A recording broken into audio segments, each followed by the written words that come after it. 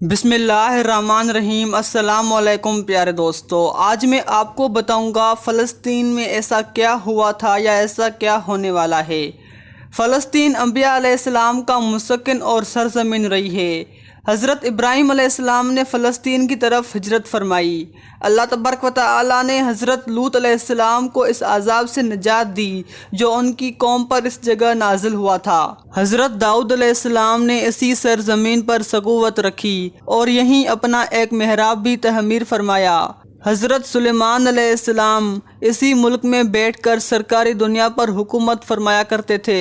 چونٹیوں کا وہ مشہور قصہ جس میں ایک چونٹی نے اپنی باقی ساتھیوں سے کہا تھا، اے چونٹیوں اپنے بلوں میں گھس جاؤ، یہیں اس ملک میں واقع اسکلان شہر کی ایک وادی میں پیش آیا تھا جس کا نام بعد میں وادی النمل چونٹیوں کی وادی رکھ دیا گیا تھا۔ حضرت زکریا علیہ السلام کا محراب بھی اسی شہر میں ہے۔ حضرت موسیٰ علیہ السلام نے اسی ملک کے بارے میں اپنے ساتھیوں سے کہا تھا، اس مقدس شہر میں داخل ہو جاؤ۔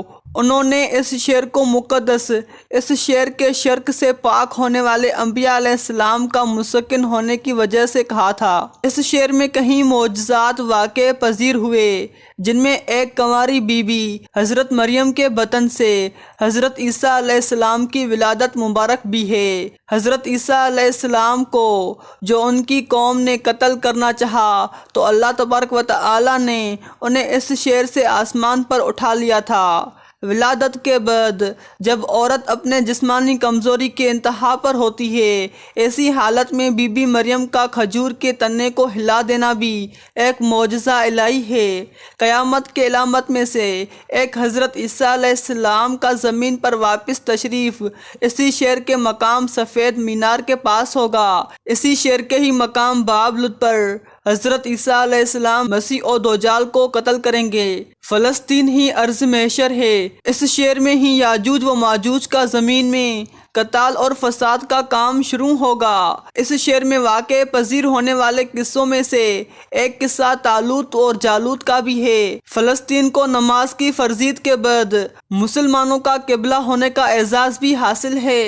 ہجرت کے بعد حضرت جبرائیل علیہ السلام دوران نماز ہی حکم ربی سے آقا علیہ السلام کو مسجد اقصیٰ، بیت اللہ کعبہ مشرفہ کی طرف رخ کرائے گئے۔ جس مسجد میں یہ واقعہ پیش آیا وہ مسجد آج بھی مسجد قبل 3 کہلاتی ہے۔ حضور اکرم صلی اللہ علیہ وآلہ وسلم معراج کی رات آسمان پر لے جانے سے پہلے مکہ مکرمہ سے یہاں بیت المقدس لائے گئے۔ سرکار دو عالم صلی اللہ علیہ وآلہ وسلم کی اقتداء میں انبیاء علیہ السلام نے یہاں نماز ادا فرمائی۔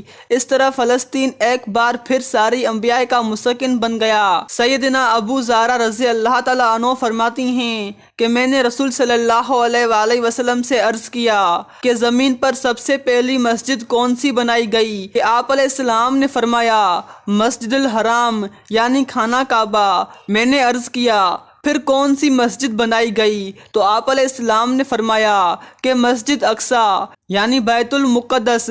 میں نے پھر عرض کیا کہ ان دونوں کے درمیان کتنا فاصلہ تھا؟ آپ صلی اللہ علیہ وآلہ وسلم نے فرمایا کہ 40 برس کا، اور تو جہاں بھی نماز کا وقت پالے وہیں نماز ادا کر لے، بس وہ مسجد ہی ہے۔ اسلام کے سنہری دور فاروقی میں دنیا بھر کی فتوحات کو چھوڑ کر محض فلسطین کی فتح کے لیے خود سیدنا عمر کا چل کر جانا اور یہاں پر جا کر نماز ادا کرنا اس شہر کی عظمت کو اجاگر کرتا ہے۔ دوسری بار بینہ معراج کی رات بروز جمعہ 27 رجب 583 ہجری کو صلاح الدین ایوبی کے ہاتھوں اس شہر کو دوبارہ فتح ہونا بھی ایک نشانی ہے۔ بیت المقدس کا نام قدس قرآن سے پہلے تک ہوا کرتا تھا۔ قرآن نازل ہوا تو اس کا نام مسجد اقصیٰ رکھ گیا۔ قدس اس شہر کی تقدیس کی وجہ سے ہے، اسے دوسروں شہروں سے ممتاز کرتے ہیں۔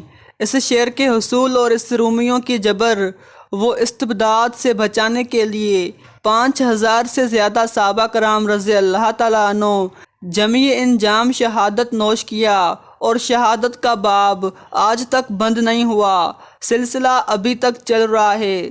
مسجد اقصیٰ اور بلاد شام کی اہمیت بالکل حرمین الشرفین جیسی ہے، جیسے قرآن پاک کی یہ آیت وتین و زیتون و طور سینین و حاذل بلد الامین نازل ہوئی تو ابن عباس کہتے ہیں کہ ہم نے بلاد شام کو وتین انجیر سے، بلاد فلسطین کو زیتون سے، التینی انجیر سے، اور فلسطین کو الزیتون زیتون سے، اور الطور سینین کو مصر کی پہاڑ کوہ طور جس پر جا کر حضرت موسیٰ علیہ السلام اللہ تبارک و تعالی سے کلام کیا کرتے تھے۔ فلسطین کی عظمت کا اندازہ اس بات سے بھی لگایا جا سکتا ہے، یہاں پر پڑھی جانے والی ہر نماز کا اجر 500 گنا بڑھ کر دیا جاتا ہے۔ ایسی معلومات ویڈیو دیکھنے کے لیے کائنڈلی ہمارے چینل کو سبسکرائب کریں۔